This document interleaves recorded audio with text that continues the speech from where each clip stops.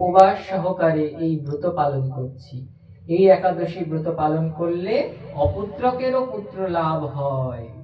রাজা বললেন, আমি পুত্র লাভের জন্য বহু যত্ন করেছি, অদ্যাপি কোনো পুত্র পাই নাই।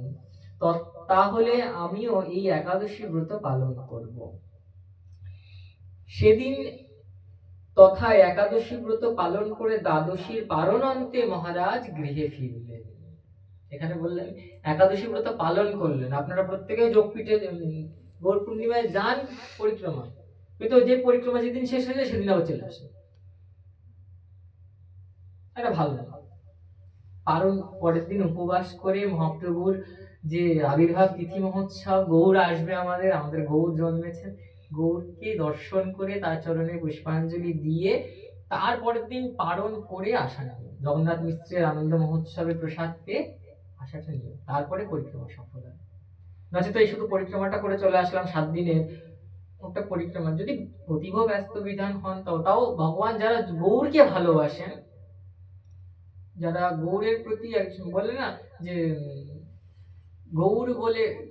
গৌর বলে লোটা বিকায়েছে, মানে শুধু গৌরের নামটাতেই সে তার কাছে বিকিয়ে যায়। যদি কেউ তার কাছে সে গৌর কথা বলে, গৌর নাম করে, গৌর ভক্ত তার কাছে বিকিয়ে যায়, মানে তার কাছে বেচা কেনা হয়ে যায় যে তুমি গৌর নাম আমাকে শোনাবে, তুমি যা বলবে আমি তাই করে দেবো।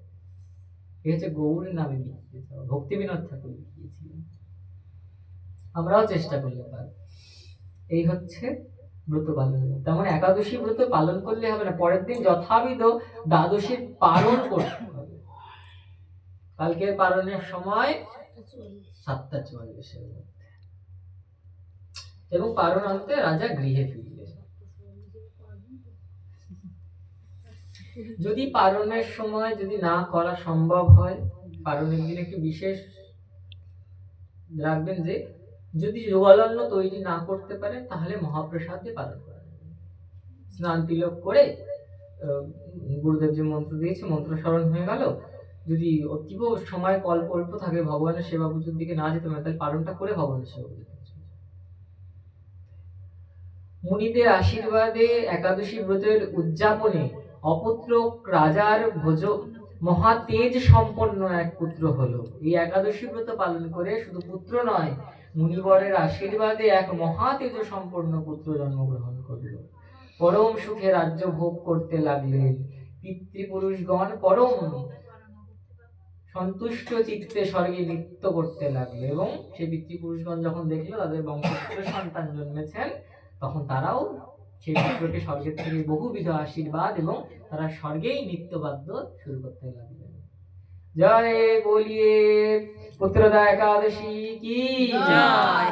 এবং ভগবান শ্রীকৃষ্ণ মহারাজ যুধিষ্ঠিরকে বললেন, হে মহারাজ, এই ব্রত পালনে অপুত্রকেরও পুত্র হয়, অন্তে ভগবত ধাম লাভ ঘটে, স্বর্গীয় পিতৃপুরুষগণ নৃত্য করতে থাকেন। সুতরাং নর, কথার অর্থ হচ্ছে মানুষ, সুতরাং নরমাত্র এই পুত্রদা একাদশী অবশ্য পালন হবে। ভগবান বলছেন যে নরমাত্রই, মনুষ্য মাত্র এই পুত্রদা একাদশী অবশ্য পালন হবে। আজকে আমাদের পুত্রদা একাদশীর মাহাত্ম্য এখানেই সমাপ্ত। বাঞ্ছাকল্পতরুভ্যশ্চ কৃপা সিন্ধুভ্যেব চ পতিতানাং পাবনেভ্যো বৈষ্ণবেভ্যো